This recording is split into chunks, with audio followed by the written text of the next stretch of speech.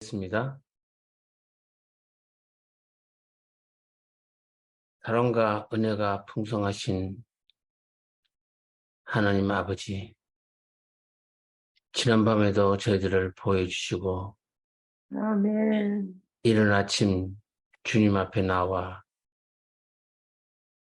예배드리는 모든 성도들에게 한량없는 은혜를 내려주시고 아멘. 마음에는 기쁨이 넘치게 하여 주시옵소서. 아멘. 아버지 하나님, 주님의 뜻으로 온타리오 지역에 세우신 힐탑교회를 기억해 주시고 아멘. 주여. 이 중요한 시기에 청년들을 이끌어 나갈 목사님을 하루속히 보내주시기를 원합니다. 아멘. 사랑의 주님, 우리들이 먼저 믿음의 본을 보여줄 수 있는 부모가 되게 하시고 아멘. 언제나 온유함과 사랑함으로 아멘. 예수님을 닮아가는 모습이 되게 하여 주시옵소서. 아멘. 저희들의 자녀들이 믿음 안에서 바르고 진실되게 살아가게 하여 주시며 아멘. 세상의 혼란과 풍조에 이끌리지 않고 아멘. 도리어 세상을 이기며 세상과 빛과 소금의 역할을 할 수 있는 자녀들이 되게 하여 주옵고 아멘. 이 시대에 우리들의 자녀들이 건강하고 지혜롭게 자라날 수 있도록 인도해 주시고 아멘. 그리스도의 사랑과 지혜로 세상을 변화시킬 수 있는 그런 자녀들이 되게 하여 주시옵소서. 아멘. 아멘. 저희들이 가는 곳마다 하늘의 평화가 넘치는 생활을 할 수 있게 하시고 아멘. 아버지 하나님, 힐답교회 성도들, 몸이 불편한 성도들이 계십니다. 아멘. 주여.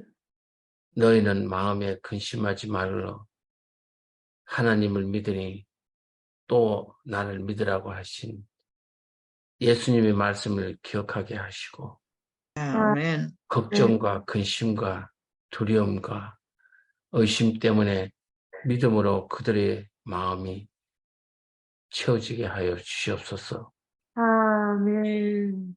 병중에 있으면서 주님을 더욱 사모하게 하시고 아멘. 건강의 소중함과 가족의 소중함을 생각하게 하시며 아멘. 회복의 은총으로 함께하여 주시고 주와 더불어 생명의 주권이신 주님께 있음을 알게 하시고 아멘. 주님을 더욱 기뻐하는 삶이 되게 하여 주시옵소서.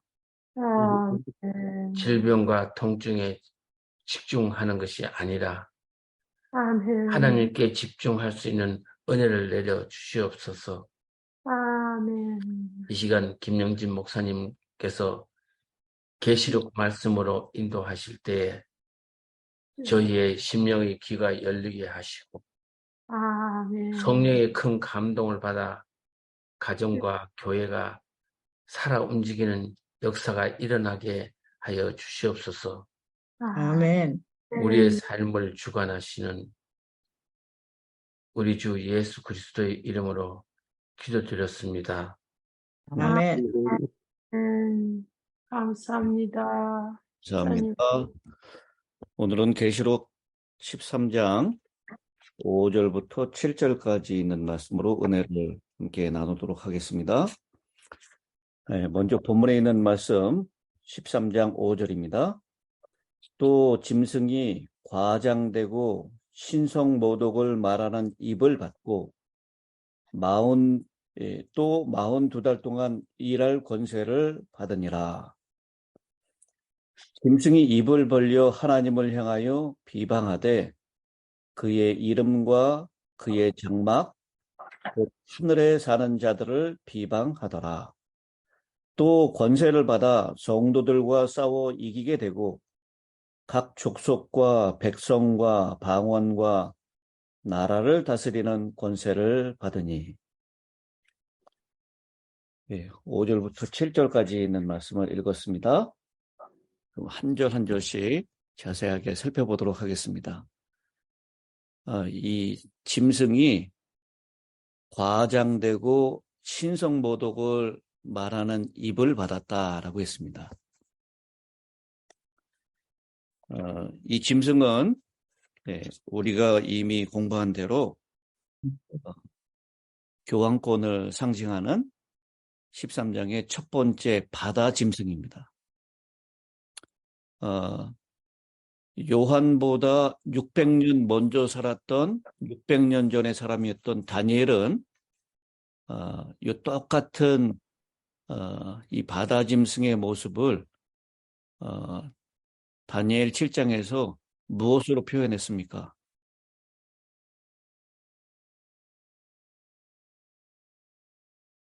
무엇으로 표현했죠?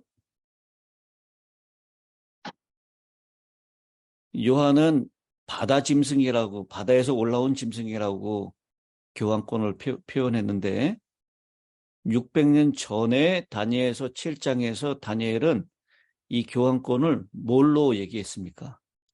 용으로. 용 아니고,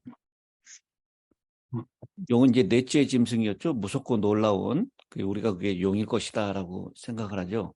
무섭고 놀라운 짐승인데 그 넷째 짐승에게 뿔이 몇 개가 있어요? 10개. 뿔이 10개가 있고 그 10개 중에서 3개를 뿌리째 뽑으면서 등장하는 뭐예요? 7나라. 네. 뿔이 셋을 뿌리째 뽑으면서 그래서 7 등장하는 머리. 작은 뿔. 그렇지. 작은 뿔, 미국 작은 뿔. 요한은 바다에서 올라오는 짐승이라고 얘기했고요. 다니엘은 다니엘 7장에서 작은 뿔이라고 설명을 하고 있습니다. 동류보다 다르고 훨씬 강하고 그래서 이 옆에 있는 세 뿔을 뿌리채 뽑는 그리고 한 가지 공통점은 지극히 큰 자를 뭘로 대적한다고요? 지극히 큰 자를 말로 대적한다. 큰 말을 하는 자다라고 그렇게 설명하고 있죠. 근데 5절에 보니까 과장되고 신성모독을 하는 말을 한다라고 얘기를 하고 있습니다. 여기 이 과장된 말, 이것은 사람들에게 하는 말이고요. 신성모독은 하나님께 대한 말입니다. 이 짐승은 용의 대변자로 허풍을 떨고 자신을 신격화시켜서 하나님을 참칭하는 입을 용에게서 받았습니다. 이 신성모독의 말을 어떤 말을 하는 게 신성모독의 말이라고 하나요? 이 하나님의 주권에 대해서 반대하고 하나님의 이름을 모욕하는 것, 이것도 신성모독이지만 이 성경에서 신성모독이라고 했을 때 이 신성모독은 어떨 때 신성모독이라고 얘기를 하죠? 두 가지 경우가 있습니다. 첫째는 자신을 누구라고 얘기할 때, 하나님이라. 자신을 하나님이라고 얘기할 때 그걸 신성모독이라고 얘기합니다. 그 다음에 또 어떨 때, 그거 성경적으로 한번 찾아보죠. 요한복음 10장 33절입니다. 요한복음 10장 33절에 보면 유대인들이 대답하되 선한 일로 말미암아 우리가 너를 돌로 치려는 것이 아니라 신성모독으로 인함이니 내가 사람이 되어 자칭 하나님이라 하미로라. 왜냐하면 예수님께서 나와 아버지는 하나이니라 라고 선언했잖아요. 그때 돌을 집어서 치려고 한 것입니다. 그래서 내가 선한 일 한 것 때문에 치려고 하느냐? 아니다. 선한 일이 아니라 네가 신성모독으로 인함이다. 네가 사람이면서 하나님이라고 한다. 이 신성모독의 첫 번째 모습은 자신을 하나님이라고 얘기하는 것입니다. 또 두 번째는 무엇입니까? 어떨 때 신성모독이라고 그러죠? 누가복음 5장 21절에 나옵니다. 누가복음 5장 21절에 보면 서기관과 바리새인들이 생각하여 이르되 이 신성모독하는 자가 누구냐? 오직 하나님 외에 누가 능히 죄를 사하겠느냐? 제사. 예수님께서 중풍병자를 고치시면서 내 죄사함을 받아내니라 라고 말씀을 하시니까 이 서기관과 바리새인들이 말하는 것입니다. 이 신성모독이다. 죄는 누구만 사할 수 있는데요. 하나님. 하나님만 사할 수 있는데 예수님이 자기가 죄를 사한다라고 했기 때문에 이건 신성모독이다라고 얘기를 하는 것입니다. 이렇게 13장 5절에 과장되고 신성모독을 말하는 입을 받았다라고 했는데 바로 이 교황권이 그 입을 받았다라는 것입니다. 이 교황권이 하는 말은 다 과장된 말들이 많아요. 절대적인 오류를 얘기하는 것들이 많죠. 이 첫째 짐승이 모양이 뭐 같다라고 했죠? 어제 우리가 공부했죠? 2절에 나와. 표범과 내가 본 짐승은 무엇하고 비슷하고? 표범하고 비슷하고. 그 다음에 그 발은 곰의 발 같고 그 입은 사자의 입 같다라고 했어요. 이 포악하고 날래고 아주 활동력 있게 행동하는 것을 보면 표범과 같습니다. 표범은 우리가 헬라 제국을 나타낸다 그랬죠? 예. 그러니까 아주 신속하게 세상을 정복했었던 민첩성, 포악성 그것을 얘기하는 것이고요. 발은 곰의 발 같다라고 했는데 이것은 핍박의 강도, 얼마나 물리적으로 핍박을 심하게 하는지를 보여주고 있는 것입니다. 그 다음에 입은 사자 입 같다라고 했는데 우리 사자가 사자 후를 바란다라고 얘기하죠. 그 입이 얼마나 크고 능력 있는 말을 하는지.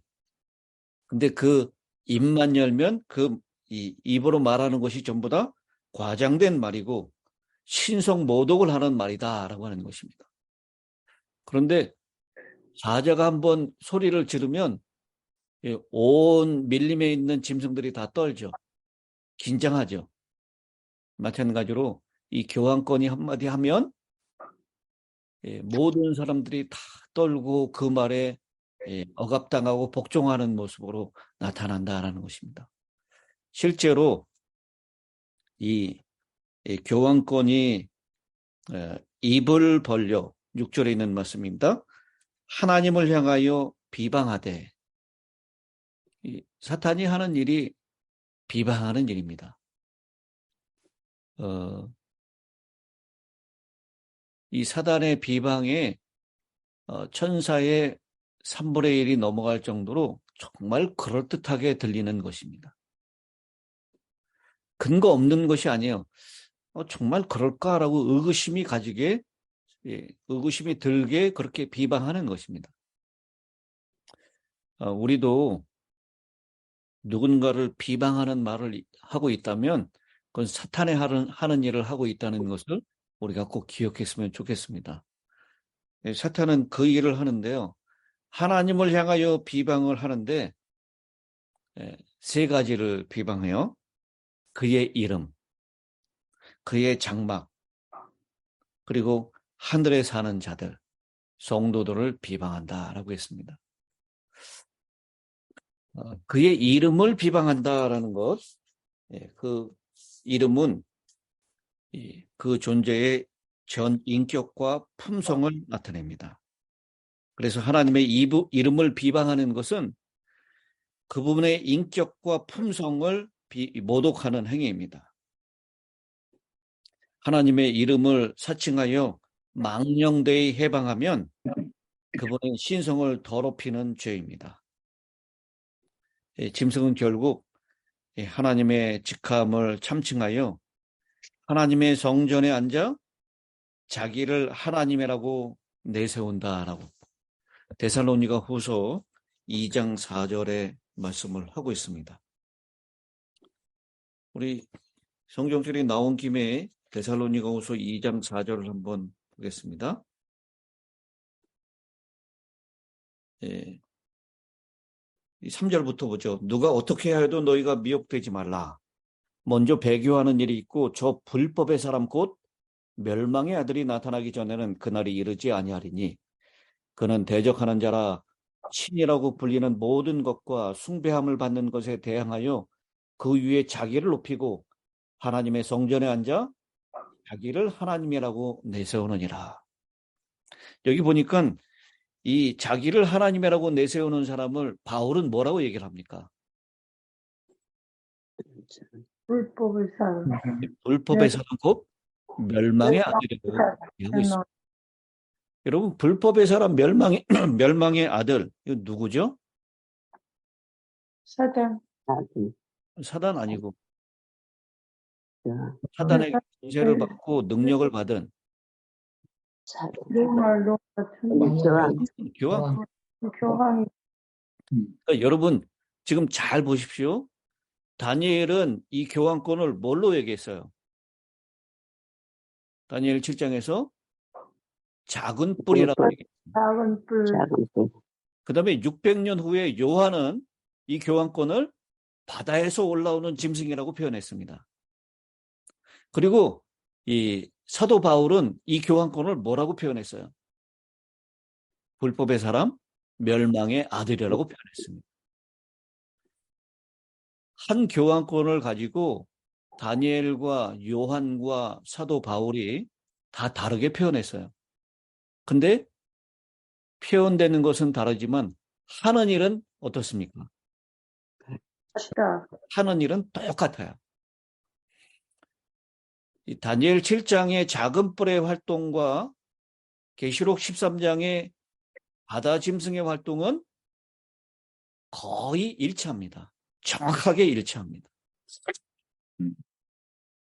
그리고 오늘 이 데살로니가 후서 2장 4절에 나오는 말씀처럼 자기를 하나님이라고 내세우는 신성 모독의 참남된 말을 하는 그 모습을 사도 바울도 그렇게 표현하는 것입니다. 그래서 이 하나님의 이름을 비방하는데 결국은 자기가 하나님이라고 하는 비방의 절정까지 나아갔다라고 하는 것입니다. 두 번째, 그의 비방의 대상은 장막이라고 그랬어요. 그의 장막, 하나님의 장막이죠. 여러분, 하나님의 장막은 어디에 있습니까? 네, 하늘에 있어요. 하늘 성소에 장막을 가지고 있는데요. 하나님의 장막을 비방했다라고 하는 것은 하늘 성소 진리를 비방하는 것입니다. 백성의 눈을 참 장막에서 떠나게 해서 그리스도의 대제사장 봉사가 무시당하게 만드는 것입니다. 지금 예수님께서는 그리스도께서는 하늘 장막에서 뭐 하고 계십니까? 중보하고. 예, 하늘 장막에서 우리의 죄를 위하여 중보하고 계세요. 그리스도의 희생으로 십자가 희생으로 이어지는 하늘의 봉사를 완전히 비방하는 것입니다. 그래서 하늘의 그리스도의 봉사를 무엇으로 대체를 해요? 땅에서 이루어지는 미사로 대체하는 것입니다. 그래서 죄를 사하는 권세는 누구만이 있어요? 예수님. 하나님밖에 없어요. 하나님, 그런데 누가 죄 사하는 권세를 행사합니까? 이 땅에서. 신부가 그것을 찬탈한 것입니다. 그래서 그의 장막을 비방하는 일을, 그의 장막에, 하나님의 장막에서 이루어지는 죄 사함의 일을, 그것을 경시하고 이 땅의 미사로 대체하는 일을 극기하는 하게 됐다라는 것입니다. 그리고 세 번째 비방하는 것은 무엇입니까? 하늘에 사는 자라고 얘기했죠. 여기 하늘에 사는 자들은 누구를 얘기하는 겁니까? 하나님의 백성들.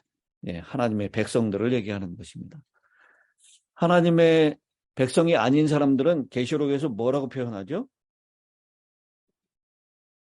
땅에 예, 땅에 사는 자들이라고 표현하고 있습니다. 예, 그래서요, 이 땅에 사는 자들, 땅에 거하는 자들이라는 표현과 상대적인 개념, 하늘에 사는 자들이라고 표현을 하고 있는데, 그것은 하나님의 백성을 얘기합니다.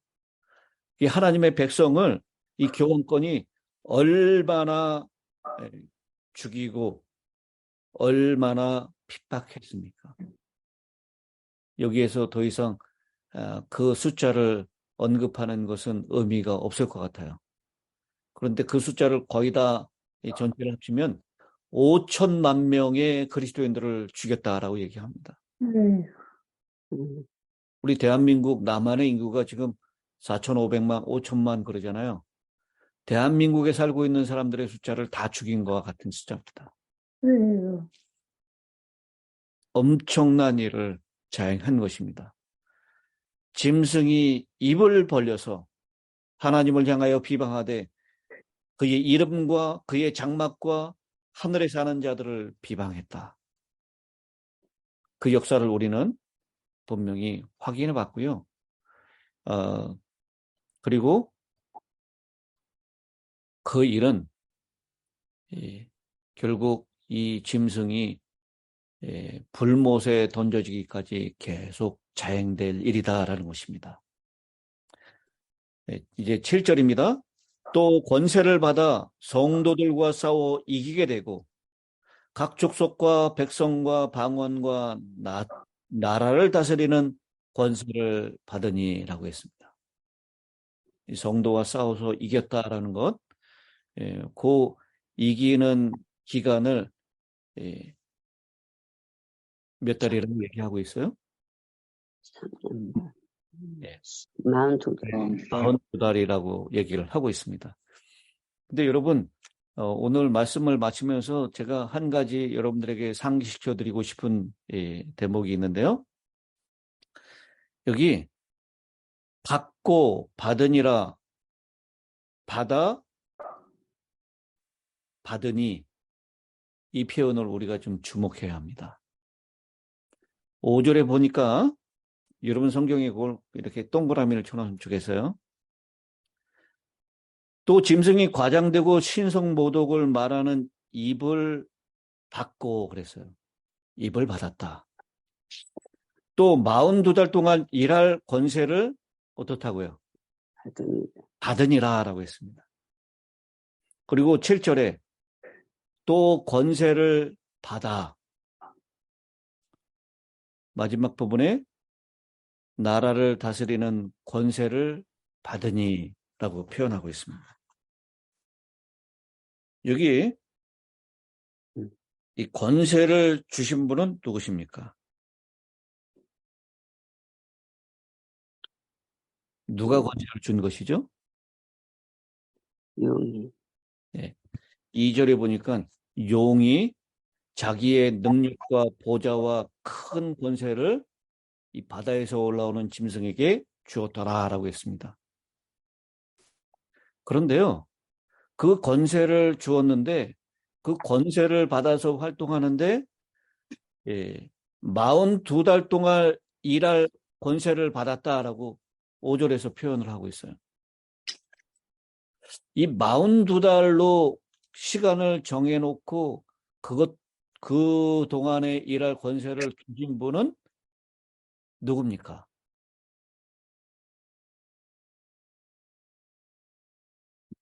예수님? 그러니까 하나님이십니다. 하나님? 예. 하나님께서 40달 동안 일할 권세를 주신 하나님이세요. 예. 그러니까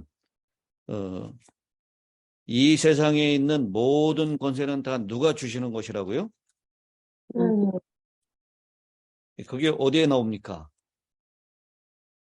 로마서 13장 1절에 나오죠.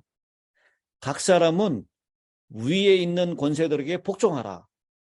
권세는 하나님으로부터 나지 않음이 없나니 모든 권세는 다 하나님께서 정하신 바라. 여기 의미심장한 성경절을 제가 지금 방금 읽었습니다. 용이 권세를 주는 것 같지만요. 그 권세를 궁극적으로 허락하시는 분은 누구라는 것입니까? 하나님. 하나님이라는 거예요. 용이 짐승에게 자신의 보좌와 능력과 큰 권세를 주었지만 그 권세를 활동할 수 있는 기간을 한정하신 분은 42달로 한정하신 분은 하나님이시고요. 그리고 용이 주는 것처럼 보였지만 궁극적으로는 그 권세를 누가 컨트롤하고 누가 허락하시는 것입니까? 하나님이 주시는 것입니다. 그러니까 용이 자신이 권세를 가지고 있다라고 착각하고 있지만 용의 그 권세조차도 누가 허락하신 것이죠? 하나님이 허락하시는 것입니다. 그러니 하나님이 그 주신 권세를 패하시면 그 권세는 빼앗길 수밖에 없는 것입니다. 아멘. 용이 빌려온 건 자신이 가지고 있는 권세가 아니에요. 하나님이 허락하셔서 우리 욥기에 보면 그 장면을 우리가 쉽게 이해할 수 있죠. 이 사단에게 욥의 무엇은 건드리지 못하는 이 권세를 주십니까? 욥의 생명은 건드리지 못하는 권세를 주세요. 네 마음대로 해라. 그러나 욥의 생명만은 건드리지 말아라. 그래서 사단이 정말 생명 말고는 다 마음대로 합니까? 재산 다 날리고요. 그 자녀들 다 날리고 그 와이프도 욕하고 떠나게 만들고 그 다음에 생명은 건들 수 없으니까 욥의 건강까지 건드려요. 겨우 목숨만 부지하게 만들 뿐입니다. 이게 사단의 권세입니까? 하나님이 허락한 권세입니까? 사단이 가지고 있는 권세 아니에요. 하나님이 그 권세를 거두시면 사단은 무력한 존재입니다. 사단이 용에게 사단 용이죠. 사단이 용이니까 용이 짐승에게 주었던 그 권세는요. 하나님이 일시적으로 허락한 권세일 뿐이다라는 것입니다. 그러니 그 용이 준 권세 때문에 우리가 두려워하고 무서워할 필요가 없다라는 거예요. 아멘. 하나님은 우리의 생명을 어떻게 하십니까? 지키십니다. 지키시는데 죽어도 어떻게 된다고요? 살겠고. 다시 살게. 죽어도 사는 그 생명을 우리에게 주신다라는 것입니다. 아멘. 그러니 마지막 대쟁투에서 우리가 걱정할 게 있습니까? 없습니까? 없어요. 네. 하나님께만 붙어 있으면 걱정할 일이 아무것도 없어요. 그 권세는 하나님이 허락한 기간 동안만 누리는 권세인, 한순간에 사라질 수 있는 권세인 것을 꼭 기억하시게 되기를 간절히 바랍니다. 아멘. 이 마지막 끝기도를 우리 김선희 집사님께서 해주시겠습니다.